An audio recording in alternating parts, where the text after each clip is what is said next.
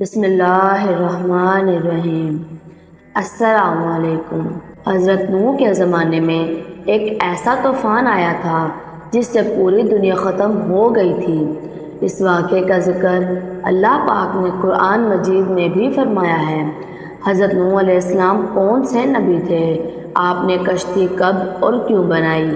اللہ پاک نے اتنا بڑا طوفان کیوں نازل فرمایا تھا؟ طوفان سے پوری دنیا ختم ہو گئی تھی۔ جو کشتی میں رہ گئے تھے اس سے دنیا آباد ہوئی۔ آج کی ویڈیو سے آپ کو بہت جانکاری ملنے والی ہے، لہٰذا ویڈیو اینڈ تک دیکھیں۔ حضرت آدم علیہ السلام کے دنیا میں آنے کے بعد ان کی اولادیں دنیا میں بہت پھولی پلی، لیکن ایک مدت گزر جانے کے بعد وہ لوگ خدا کو بھول چکے تھے۔ ایک خدا کی بجائے ان لوگوں نے مٹی اور پتھر کے کئی بت بنا رکھے تھے۔ شیطان نے بنی نوع انسانوں کو کفر و شرک میں مبتلا کر دیا تھا۔ لوگ حضرت آدم علیہ السلام، حضرت شیس علیہ السلام اور حضرت ادریس علیہ السلام کی تعلیمات کو بھلا چکے تھے۔ حضرت ادریس علیہ السلام کو بھی وفات پائے سینکڑوں برس بیت چکے تھے۔ اللہ پاک نے ان لوگوں میں حضرت نوح علیہ السلام کو نبی بنا کر بھیجا۔ آپ کے والد کا نام لمک تھا اور وہ حضرت آدم علیہ السلام کے بیٹے حضرت شیس علیہ السلام کی اولاد میں سے تھے۔ حضرت نوح علیہ السلام اللہ کے پہلے رسول ہیں جنہوں نے اپنی قوم کو تبلیغ کی۔ آپ پہ کتابیں نازل ہوئی۔ سب سے پہلے آپ کی قوم پر عذاب نازل ہوا۔ حضرت نوح کی قوم ملک عراق کے گرد و نواح میں آباد تھی۔ آپ نے اپنی قوم کو اسلام کی دعوت دی اور فرمایا کہ میں تم لوگوں کو کھول کے درس سنائے اور یہ پیغام دینے آیا ہوں کہ اللہ پاک کے سوا کسی کی عبادت نہ کرو۔ اگر تم اسی طرح کفر و شرک میں مبتلا رہو گے تو مجھے ڈر ہے کہیں اللہ تم پر عذاب نازل نہ کر دے۔ حضرت نوح علیہ السلام کی قوم نے اس تبلیغ کے جواب میں آپ کو جھوٹا قرار دیا اور آپ کی دعوت کا انکار کر دیا۔ اوپر سے آپ کو دھمکی دی کہ اگر تم اپنی باتوں اور دعوت سے باز نہ آئے تو ہم تمہیں پتھروں سے مار مار کے قتل کر دیں گے۔ اس دور میں لوگوں کی عمر کافی لمبی ہوا کرتی تھی، لہٰذا حضرت نوح علیہ السلام نے بھی کافی لمبی عمر پائی تھی۔ آپ نے اپنی قوم کو 950 سال تک تبلیغ کی اور انتہا کوشش کی کہ وہ لوگ ایمان لا کر شرک سے توبہ کر لیں، مگر ان پر کوئی اثر نہ ہوا۔ اس قوم میں چند غریب لوگ تھے جو حضرت نوح علیہ السلام پر ایمان لائے، جن کی تعداد 70 یا 80 تھی۔ اس طرح حضرت نوح علیہ السلام اپنی قوم کو سمجھاتے رہے اور مدتیں گزر گئی، لیکن لوگوں پر کوئی اثر نہ ہوا۔ اوپر سے وہ آپ کے خلاف ہونے لگے۔ اللہ تبارک و تعالیٰ نے اپنے نبی کے اطمینان کے لیے آپ کے طرف وحی فرمائی۔ اللہ پاک نے فرمایا کہ جن کی قسمت میں ایمان کی دولت تھی وہ ایمان لا چکے، اب ان کے سوا کوئی ایمان لانے والا نہیں۔ آپ ان کے لیے غمزدہ نہ ہو، مہلت کی گھڑیاں ختم ہونے والی ہیں۔ حضرت نوح علیہ السلام کو اللہ نے حکم دیا کہ کھجور کے درخت بوئیں۔ آپ نے درخت لگانا شروع کیا۔ آپ کی قوم کے لوگ آپ کے پاس آ کر آپ کا مذاق اڑاتے تھے کہ ایسا بوڑھا شخص جس کی عمر کے 900 برس ہونے کو ہیں، اب وہ کھجور کے درخت لگا رہا ہے۔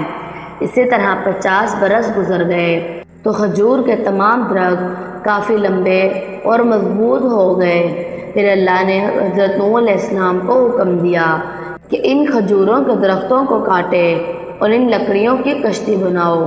جب حضرت نوح علیہ السلام درخت کاٹنے لگے تو لوگ پھر مذاق اڑانے لگے کہ اس بوڑھے کو کیا ہو گیا ہے، اس کو دیکھو یہ کتنا پاگل ہے، پہلے درخت لگائے اب یہ بڑے ہو رہے ہیں تو ان کو کاٹ رہا ہے، اس کی عقل کہاں چلی گئی ہے۔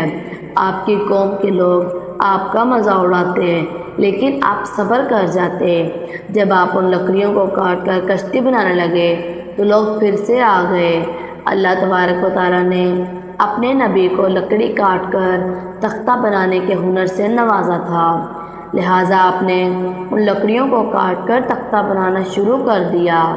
جب نوح علیہ السلام کی قوم اور سرداروں نے آپ کو لکڑیاں کاٹ کر تختہ بناتے دیکھا تو پھر آپ کا مذاق اڑانے آ گئے اور کہنے لگے کہ کیا تم نبوت چھوڑ کر کشتی بنانے لگے ہو، اور یہ جو تم کشتی بنا رہے ہو یہ زمین پر چلے گی، یہاں تو کوئی دریا یا سمندر نہیں۔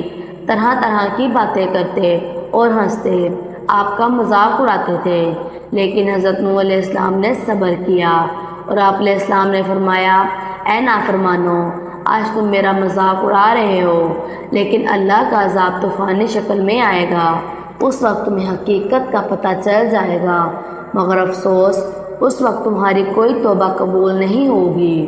جب عذاب الہی کا وقت آیا تو اللہ نے حکم دیا کہ ہر قسم کے جانوروں اور پرندوں کا ایک ایک جوڑا اس میں رکھ لو، اور جو لوگ ایمان لے آئے ہیں انہیں بھی سوار کر لو۔ حضرت نوح علیہ السلام نے اللہ کا حکم سنتے ہی سب کو سوار کر لیا اور عبادت الہی میں مصروف ہو گئے۔ آخر کار طوفان کے آثار نظر آنے لگے اور دیکھتے ہی دیکھتے زمین کے ہر گوشے سے پانی ابلنے لگا، آسمان سے طوفانی بارش ہر شے بہا کر لے جانے کے در پر تھی، گویا قیامت کے منظر تھا۔ کشتی پہاڑ جتنی اونچی لہروں پر ٹہل رہی تھی۔ حضرت نوح علیہ السلام اپنے بیٹے کنعان کو دیکھا جو ایک اونچے مقام پر موجود تھا۔ آپ نے فرمایا، اے میرے بیٹے، آؤ تم اس کشتی میں سوار ہو جاؤ اور یہاں کافروں کے بیچ میں نہ رہو۔ اس نے کہا، ابا میں ایک بہت اونچے پہاڑ پر چڑھ گیا ہوں، میں پانی سے بچ جاؤں گا۔ حضرت نوح علیہ السلام نے فرمایا کہ آج اس عذاب الہی سے یہاں کوئی نہیں بچ پائے گا۔ اس گفتگو میں ان دونوں کے درمیان ایک بڑی پانی کی لہر اس پر آئی اور وہ پانی میں غرق ہو کر مر گیا۔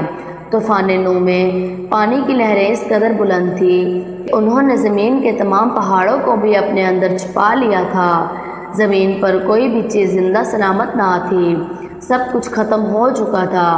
صرف حضرت نوح علیہ السلام کی وہ کشتی تھی جو اللہ تبارک و تعالیٰ کی مدد سے پانی کی اونچی موجوں پر ٹہل رہی تھی۔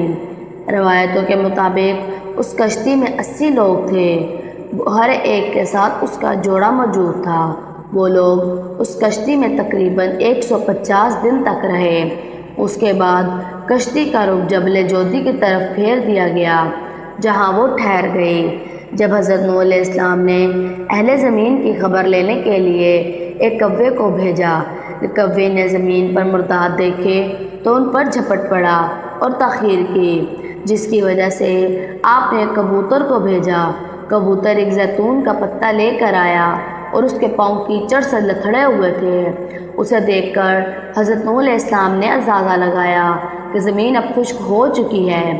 حضرت نوح علیہ السلام پہاڑی جودی پر اتر آئے اور ایک بستی کی تعمیر کی جس کا نام سمانین رکھا، اور پھر وہاں سے نسل انسانی دوبارہ شروع ہوئی۔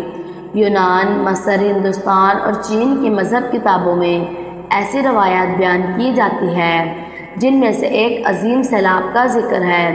زیادہ تر مذہبی کتابوں میں ایک کشتی کا ذکر ملتا ہے جس کے ذریعے بچ جانے والوں نے نسل انسانی کو باقی رکھا ہے۔ بے شک دنیا طوفان ہے، شیطان بھٹکانے والا ہے، اور انبیاء کرام کشتی نوح ہے۔ جس نے ان کی پیروی چھوڑ دی وہ نوح کے بیٹے کنعان کی طرح ہلاک ہوا، جبکہ اس طوفان میں محفوظ وہی رہے جو کشتی نوح میں سوار ہو جائے۔ ہم امید کرتے ہیں کہ یہ معلومات سے بھرپور ویڈیو آپ کو اچھی لگی ہوگی، لہٰذا اس طرح کی اسلامی ویڈیوز دیکھنے کے لیے ہمارے چینل کو سبسکرائب کر لیں۔ اللہ تبارک و تعالیٰ آپ کے علم میں اضافہ کرے، آمین۔